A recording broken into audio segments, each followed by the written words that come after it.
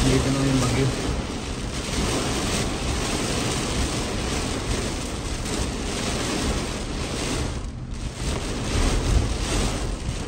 So, Ay, ito po wala ngayon nga yung natin. situation. Ay.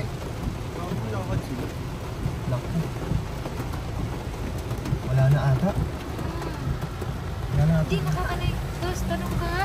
Boss, may madadaanan pa ba? Ayan o, ayan yung mga nakamotor. Boss, may madadaanan pa doon? Wala na? Malalim na? Marimar, wait lang. Kailangan natin bumalik. Hop, hop, hop, hop, hop.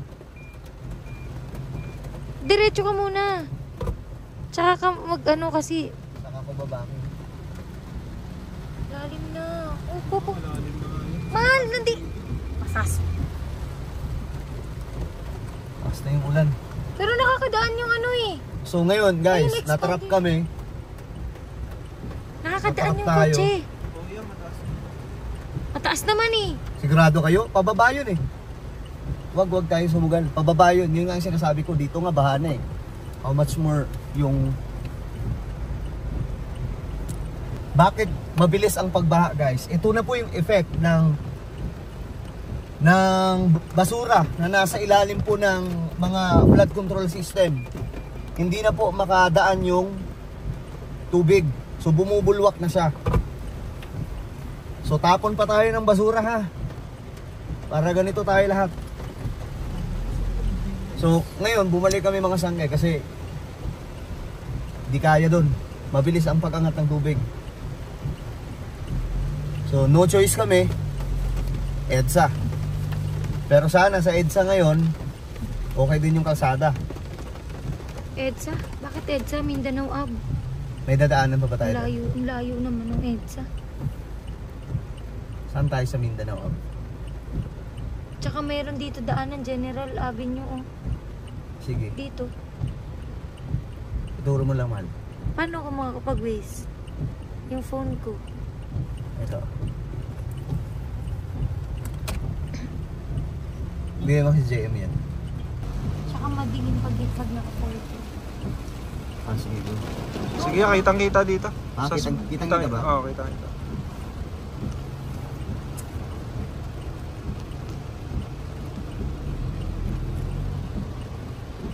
Grabe. Ayun na nga, sila na nga nag-guide man. Ha? Kaya pabalik Sabi? sila yung mga tao. Dito? Dito ang kanan.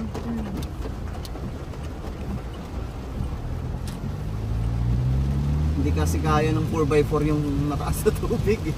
Baka hanggang bewang na yung tubig eh. Ano rin? So, mayroon nagbanggaan. Stranded tayo dito ha? Oo. May Oo, may nagbanggaan. banggaan. Mataas yung tubig. Baan-gaan. Nag-over, ano na yan. Banggaan? Banggaan ba? Hindi pala. Ano to? Tubig? Uy, Hindi. tubig. Tubig. Kaya ba to?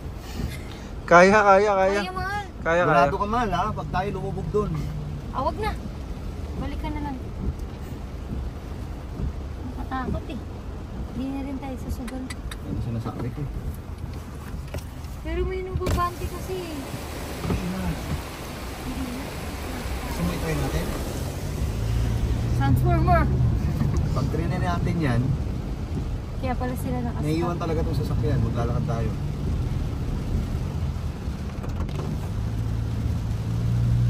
Mahirap ngayon humanap guys ng ano, ng alternative way. So yung last choice natin ngayon, EDSA.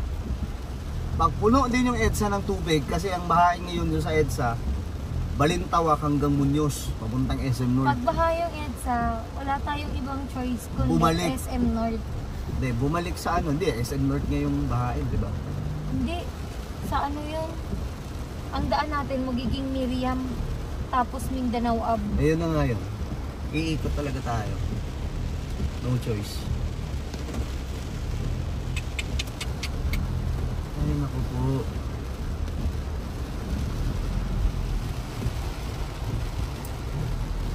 Yan o. Nakadilaw na. Ano lang ang dilaw naman? Sa waist. Naka-video pa, Enjoy? Nakapakita mo ba doon? Yung ito, oh, kita lahat ka. Kita na. Hanggang dito. Nice.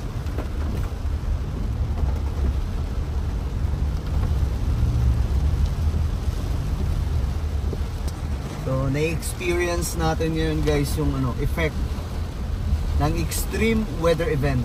Alam niyo yung papuntang EDSA, mahal? Saan tayo daan? Iikot. Oo, alam mo. Iikot lang. Ikot lang, di ba, sa may ilog? Bababa talaga tayo. Ha? Hindi pa ano dito kanina. Bilis mong tumaas yung tubig. Yung taxi, oh. Hindi, medyo mas mataas tayo sa taxi. Hindi, pag mga ganyan kaya pa rin. Yung doon talaga ang nakakatakot yung kaninang dinaanan natin. Saan doon? Sa Mindes? Doon paunta. Kaya pala sila nag-stay. Kinabahan na ako eh. Kaya kung may banggaan, magating ka. Dol, hindi mo pala banggaan yun, Dol. Tubig yun, Dol.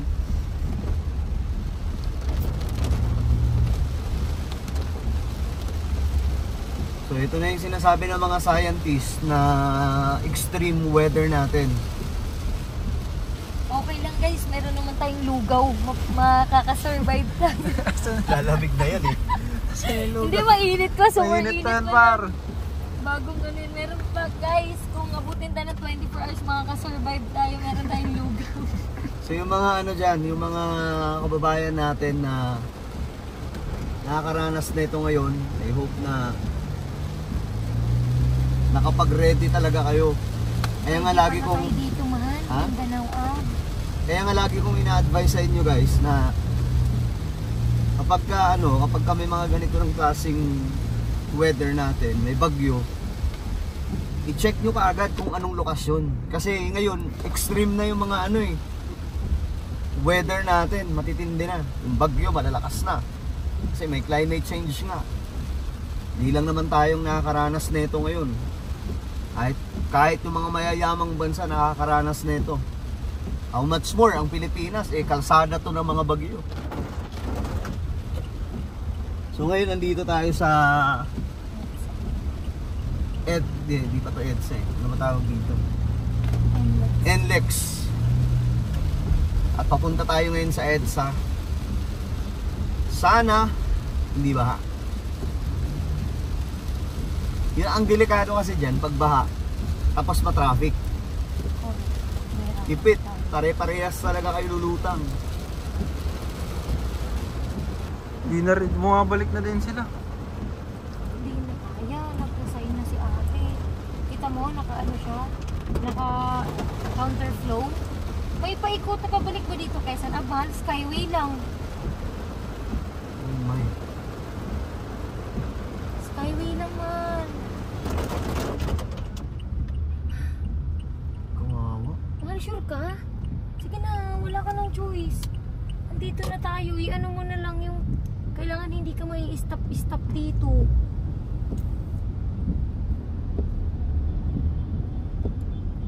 Pwede ba i-4x4 yung tubig? Pwede. Jesus name. Taas na nito. Taas ng tubig. Di bale. Gilid ka na lang kasi nandun sa gilid yung medyo mababa. Ayun na, bumaba na. Dito. Di, akyat tayo. Ha? Akyat tayo. Ano ka? Lampas pa lalo. Sure ka? Or skyway ka na. Pag nag-skyway ka, safe ka. Ang baba mo. Skyway tayo. No choice tayo. No choice, kaya bitaw. Matakot naman yung mga Wala baha kang ngayon. choice. No choice tayo. Skyway. Iikot tayo. Quezon Ave. Tapos, saan tayo bababa na ito? Kung baha na rin yung sa Tatalon. Hindi rin tayo pwede doon sa Araneta. Baha yan. Kung baha sa Araneta, doon tayo sa kabila. Tapos, Rojas. May laman pa kaya to?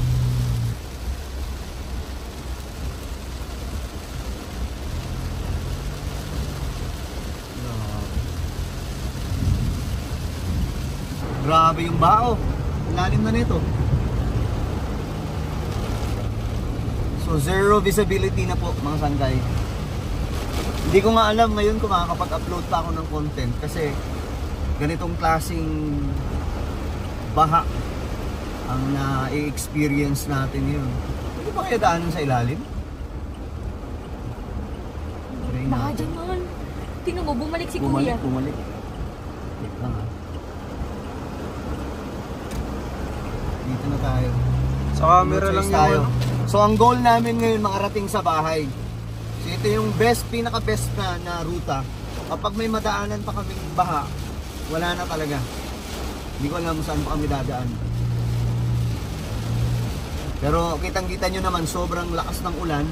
Sobrang lakas din po ng hangin. At saka, ang pagkakaalam ko ngayon guys sa bahay, brownout na. Nag-blackout na daw po kasi may sumabog daw po na transformer siguro. Yung kuryente. Kasi panay kidlat eh.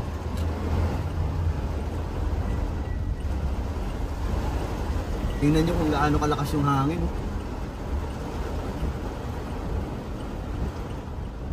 Ito na yun guys. Climate change is real. Ang mahirap na ito, sisisihin ng iba na naman yung gobyerno. Kasi feeling nila, gobyerno yung may gawa nitong malakas na bagyo. Alam nyo sa ibang bansa mga sangkay, hindi na pinag-uusapan yung politika kapag may mga kalamidad. Ang pinag-uusapan doon, yung climate change. Dito sa Pilipinas, anak ng tokwa, may kalamidad na nga, magsisiraan pa, hindi na lang magtulungan. Diba? Sana okay yung dadaanan natin ngayon. Ba't nakapara sila dyan? Mga naghahatid din. Akala ko na-stranded din eh. Eto dito yung lubog na siguro or ewan ko lang. Hindi pa, nakakapasok pa eh. Ayun, may pumapasok pa. Sabi na, ayaw, kawawa ka siguro mal ko, ikaw lang mag-isa. Kaya, yan na. Let's go guys! Ito na yun. Pag di ako nakapag-upload ngayon mga sangkay, alam nyo na ang nangyari. Wala talagang kuryente sa bahay. Kasi yun yung update sa amin eh. Papunta pa lang kami, pauwi pa lang kami. Pagkakidlat daw, biglang nag-blackout. So, ibig sabihin, may nadaling kuryente. Lakas ng mga kidlat kanina bago bumagyo eh. Bago umulan ng malakas. Ngayong bagyo lang yung na-feel natin na sobrang lakas kasi nasa labas tayo. Oo. Na-tsempoan natin na nasa labas tayo. Correct. Hindi lang namin na video kanina pero guys, kanina pa kami nagpapaikot-ikot. Yes. Hanggang sa umabot sa punto na nag-skyway kami. Hanggang Kasi umabot sa punto na ang lamig na nung lugaw namin. yung lugaw namin malamig na. Lugaw. Wala na. So kailangan namin makarating sa bahay. So guys, eto na ngayon ang nangyayari. Actually, nabalitaan ko kanina doon sa bandang norte, Pangasinan at iba pang mga bahagi ng norte, nagkakaroon na po ng storm surge. So, mag-iingat po ang lahat mga sangkay ha. Lalong-lalo na po yung mga nasa norte, nasa Metro Manila kasi sobrang lakas po nitong bagyo. Tanyo, wala na tayo makita.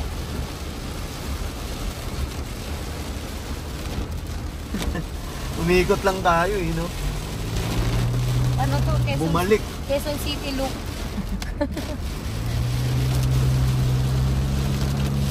Kawawa nga yung ibang motorista eh, kasi talagang nakita namin kanina, nadaanan namin, stranded po talaga sila.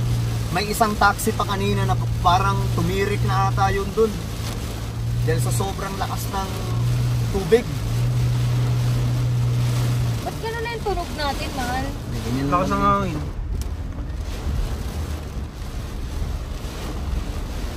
Careful, Okay. mahal.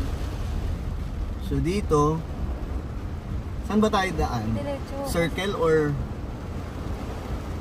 dito na lang no? Hindi tayo nagsisircle nung sinundo natin sila. Ay, kung may... doon na lang Saan tayo tayo? kila Jeff. Oo, Yung kila ikot Kuya doon. Jeff. Miriam. Mm. Miriam Defensor Ate. Nung time kasi na bumaha din mga sangkay, ito rin yung dinaanan namin. Grabe yung baha sa buong paligid. Ito yung rutang ano, medyo okay. Pero mukhang mas malala ata ito ngayon eh. Feeling ko. Kasi So, nung umalis tayo na, hindi pa ganun kalakas.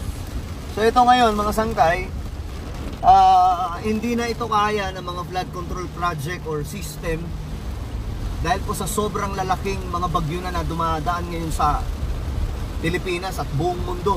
Kaya nga kahit yung China mismong China, mayaman na bansa yun. Amerika, mayayamang bansa yun. Pero kita nyo yung nangyayari. Kahit mayaman silang bansa, nilulubog pa rin sila sa baha. Bakit? Kasi hindi na kinakaya ng flood control project or flood control system yung mga baha. Yung mga malalakas na bagyo. So ito na yung resulta ng kagagawan din nating tao. Tapon tayo ng tapon ng basura sa kalye, kaya ang bilis po bumaha. 'Di ba? Oh, I'm sure pagkatapos po nitong baha, marami magrereklamo sa gobyerno pero hindi masisi yung sarili. Kahit anong gawing flood control project, kung tayo mga Pinoy balahura, tapon tayo ng tapon ng basura sa paligid, eto babahain at babahain talaga tayo. Ano na to eh, inaani na natin yung mga kalokohan din natin eh. Kawawa ngayon yung ibang mga kalsada, puno na ng tubig. Again, kaya napupuno ng tubig kasi bumubulwak na po yung mga daluyan ng tubig papunta sa mga ilog. Hindi na kinakaya kasi sobrang daming basura sa ilalim. Kita nyo last time nagkaroon ng bagyo din dito sa Metro Manila dumaan. Pagkatapos ng grabing baha, Karina ata yun, kita mo, kakatapos ng baha, sobrang daming basura. Nakalipas yung isang linggo, ayan na naman yung mga Pinoy. Tapon na naman ng basura sa paligid. Ang resulta ngayon, binabaha na naman tayo. Diba? So sana maging aral po ito sa ating lahat mga kababayan. Na tayo po ay maging maingat sa ating kapaligiran. Kasi ito na yun eh. Ito yung realidad na nararanasan ngayon ng buong mundo. May climate change. Bakit nga ba may climate change? At anong naidudulot itong mga malalakas na bagyo? Bakit nakakabuo na ng mga malalakas na bagyo? Eh dahil sa ano, mga sangkay? Dahil sa global warming. Pag mainit na yung panahon, yung init na sobrang nararanasan ngayon ng iba't ibang mga ng ating planeta, papunta sa karagatan, umiinit po yung tubig sa dagat. So yung init na yun, nakaka-form siya sa karagatan ng mga malalakas na bagyo. Kung kaya't itong mga nakikita natin ngayon, ito na po yung new normal. Actually, hanggang ano lang to, hanggang 2030, yung pinaka-deadline. Kapag hindi na agapan natin ito, kapag hindi na solusyonan itong climate change ng world leaders, hindi mapababa ang carbon emission at patuloy yung pagtaas ng init ng panahon, ibig sabihin, patuloy na umiinit, patuloy na tataas yung mga bagyo. So, kailangan mahit nila yung date.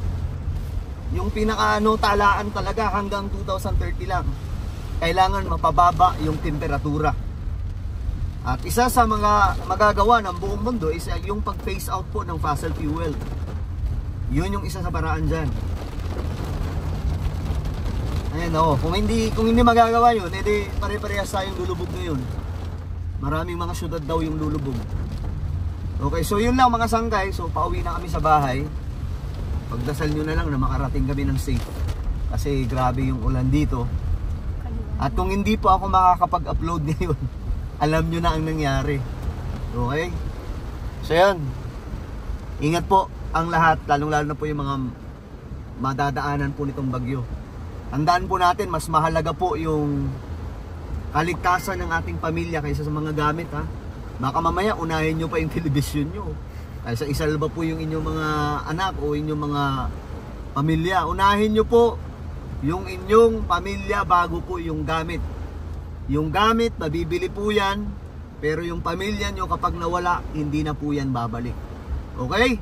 God bless mga sangkay. Guys, kami sa amin.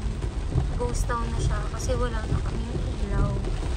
Kasi parang dyan ata tumama. Yan kasi yung poste ng kuryente namin. Yung part na yan. So feeling ko dyan tumama yung kidlat. Kasi pagka kidlat daw, bigla ding wala yung kuryente. Lights off ka nga. Yun o, kita niyo yun? Maliwanag lang talaga yung cellphone namin. Pero as in wala na talagang makita. Walang kuryente. Nakarating tayo sa bahay ng buhay. Thank you, Grabe Lord. naman sa buhay. Gabi Pero naman. grabe yung pinagdaanan namin, guys, kung alam nyo lang. Grabe yun. Biruin mo, kanina pa kami naghahanap ng kalsada pa uwi dito. Nakaikot na kami. Park na lang kami. So ngayon, nagpa-park na lang kami. Thank you, Lord. Safe kami. So sana yung mga kababayan natin ngayon safe. God bless, guys.